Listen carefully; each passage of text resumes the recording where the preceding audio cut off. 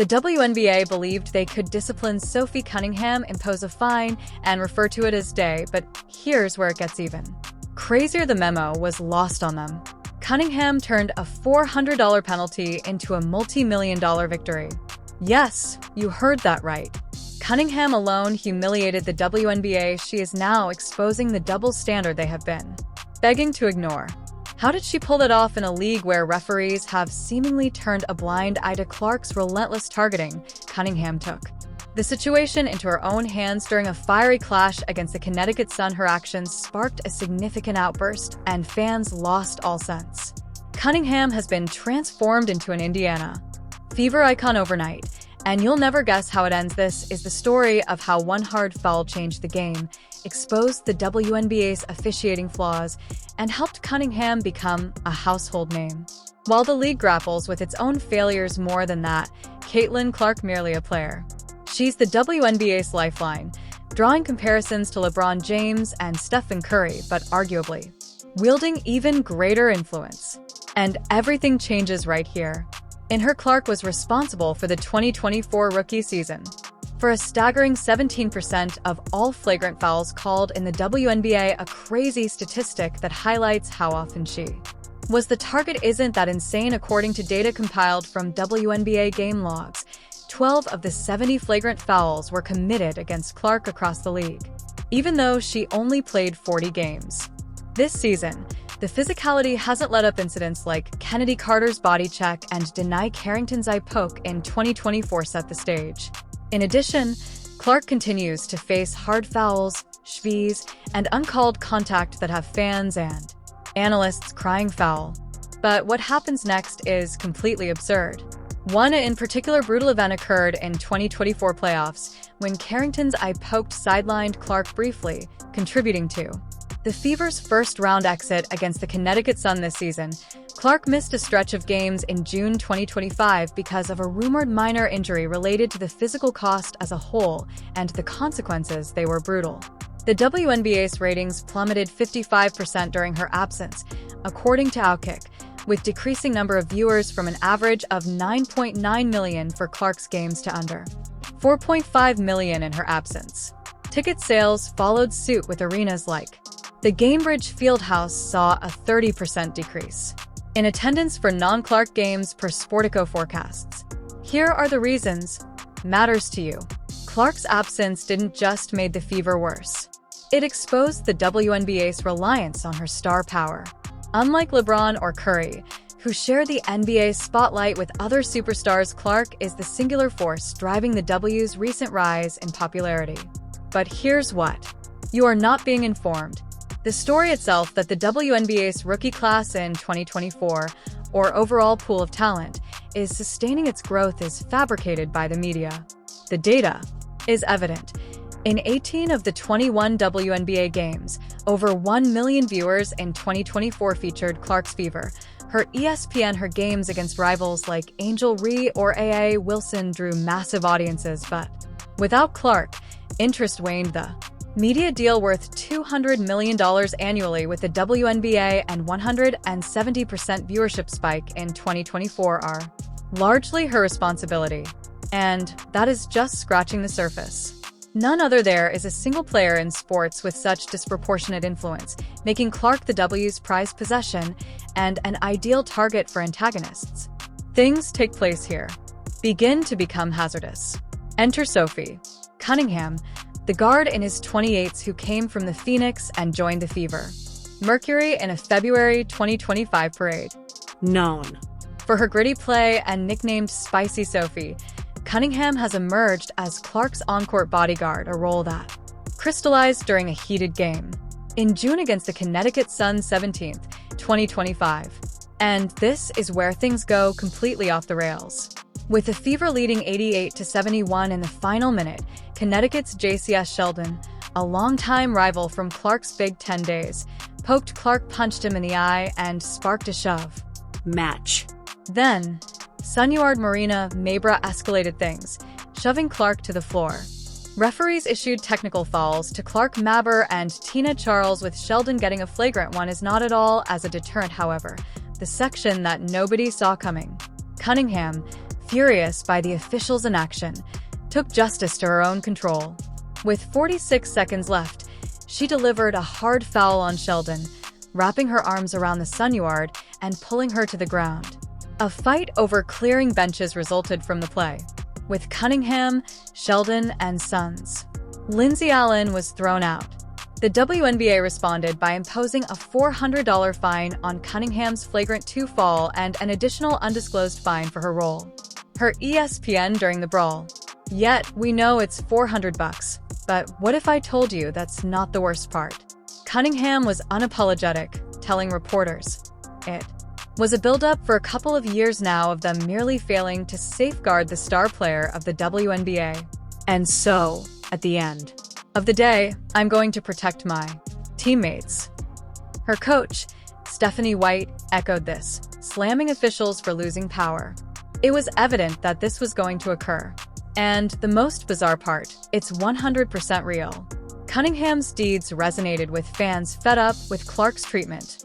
The internet erupted with posts on X calling her the enforcer and a superhero for standing up to the WNBA's officiating failures. Sophie Cunningham just became a legend for advising the WNBA not to interfere. Caitlin Clark. It's game on. Her arduous fall wasn't just a moment of retaliation. It was an assertion. If the officials won't defend Clark or Cunningham, will. And you should pay close attention. Focus on this section. Her black belt. In Taekwondo, which she learned at age 6, credibility to her enforcer persona, making her a formidable presence on the court. Oh my God, Sophie's a dog. She just is, she's a competitor. She's versatile, so she allows us to do different things. Like, she plays with such a toughness. She's huge, and she's going to be for us all season long. This is where things get messy. Incredibly intriguing, the WNBA's officiating has been a lightning rod for criticism, particularly regarding Clark. In 2024, Clark faced 12 flagrant fouls, despite the fact that no other player playing fewer minutes than veterans like Aya Wilson or Breanna Stewart. This season, Clark continues the trend, remaining uncontacted for nearly every game. The Washington Post's research noted that the paint used by the WNBA is a physical location with violence and referees frequently failing to flag fouls on aggressive plays. Las Vegas Aces coach Becky Hammond, a respected voice, defended Cunningham's action, saying, "There's too much bumping, too much grabbing, too much fouling that's not getting called, and people are tired of getting hit." This is what happens, right? This is what happens. You've got competitive women who are the best in the world at what they do, right? And when you allow them to play physical and you allow these things to happen, they're going to compete. And they're going to have their teammates back. Yet, here's something most people completely miss: the unwillingness of the WNBA to safeguard Clark isn't just about officiating. It's a systemic problem connected to the league's culture. Veterans like Alyssa Thomas and John Phil Jones has been penalized for fouls on Clark, yet penalties are inconsistent. Take, for instance, Chennedy Carter's body check in 2024 was upgraded to a flagrant violation only upon review, without restriction. The league's inaction has fueled a perception that Clark, as a rookie phenom, is being hazed by veterans and unprotected by officials. And if you believe that to be harmful, just wait. Coach Reish Mazain of the Sun deemed Cunningham's foul speech to be stupid and disrespectful. However, fans and analysts argue the real disrespect is the WNBA's failure to safeguard its biggest asset. Prices continue their decline without the assistance of the Roo from Waterloo. First off, credit where credit is. However, the most significant part, the impact Clark has had on the WNBA, unparalleled. She drove a 170% in 2024 increase in audience for her games, 9.9 million viewers per episode on average to the league's 5.88 million overall per ESPN. Her presence boosted ticket with the Fevers. League-wide sales increased by 30%. 90% of the time, fans sell out home games. When Clark missed games in June 2025, the W's ratings crashed 55% and ticket non-Fever game sales decreased significantly per Sportico. And that's where things take a wild turn. This stark contrast proves that Clark, not veterans or the newcomers like Wilson, is the main attraction. Posts on X reinforced this, with one user stating, "Without Caitlin, the WNBA would be nothing." Clark. When she left the show, ratings plummeted. She's bigger than LeBron ever was for the NBA's, and at the conclusion of this, you'll comprehend the significance of this. Clark's influence extends beyond stats. Her Nike deal, worth $28 million and $11 million in endorsements, dwarf her $76,535 salary in the WNBA, highlighting the league's disparity in pay. The WNBA's $40 million loss in 2024, even during its most profitable season, underscores its financial shakiness. Clark's capability increase media deals and fill arenas her indispensable. Yet the league's officiating failures risk alienating her and her fans. Stick around, because the next part is huge. And this is where it gets even more unbelievable. The small amount of Cunningham's $400 fine to compensate for her rising star power. Within 48 hours of the Sundame, her the number of TikTok followers grew from 400,000 to 1.2. Her Instagram gained 2,350,000 followers, totaling 730,000 per Sportico.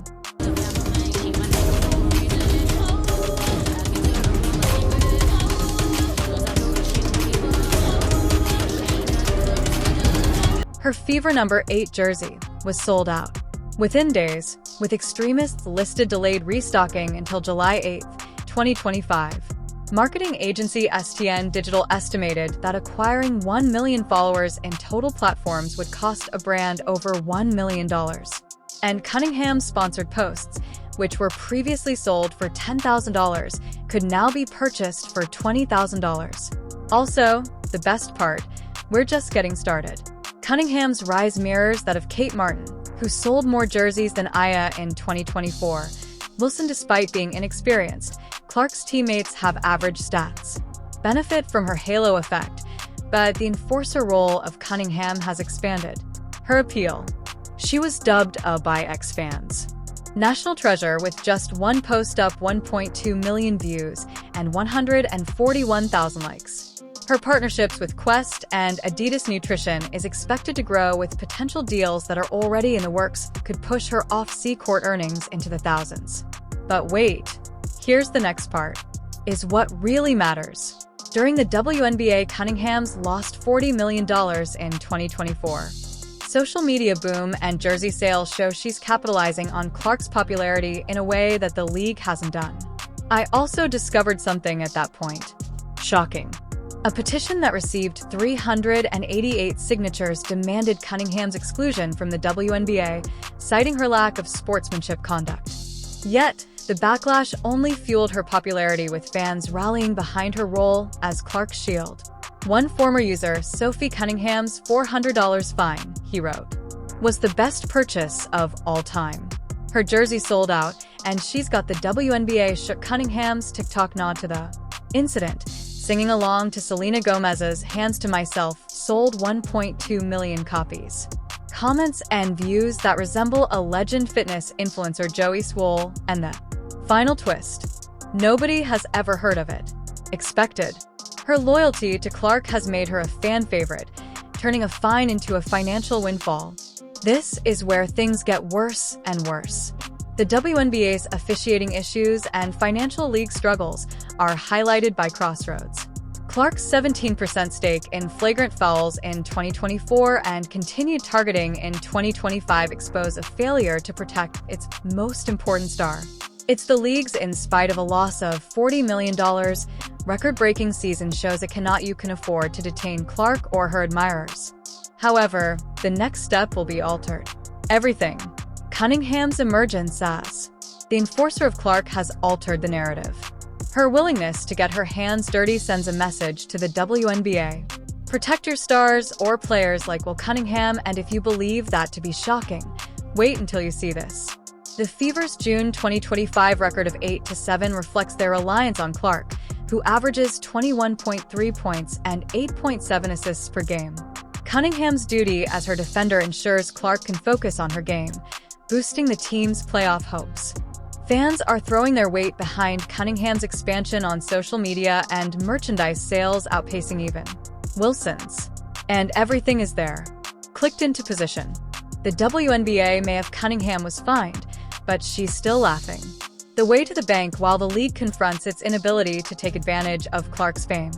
You'll want to see this through to the end.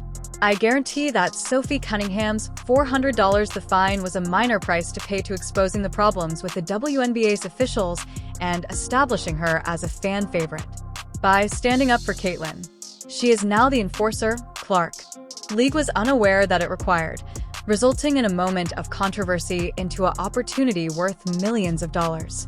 Clark's unparalleled power, driving 55% of attendance and 30% of ticket sales, makes her the WNBA's most valuable asset, far surpassing LeBron or Curry's influence on the NBA. And the truth about this, it's absolutely insane. The league attempted to locate her, but Sophie Cunningham and Caitlin Clark is the one who rewrote the story. The policies. Who is now laughing that the softness of the referees reached a new low. Wrist-wringing approach to a hard foul on Clark. Caitlin, however, when Sophie Cunningham took matters into her own, they came to the conclusion that it had gone too far, but by then the referees had lost control of the game. What are your thoughts of the WNBA refs? Are they ever going to change, or will players just eat up the penalties to exact revenge? Let us know what you think in the section below titled comments. Make sure to share, like, and subscribe to our YouTube channel for more information. Keep an eye out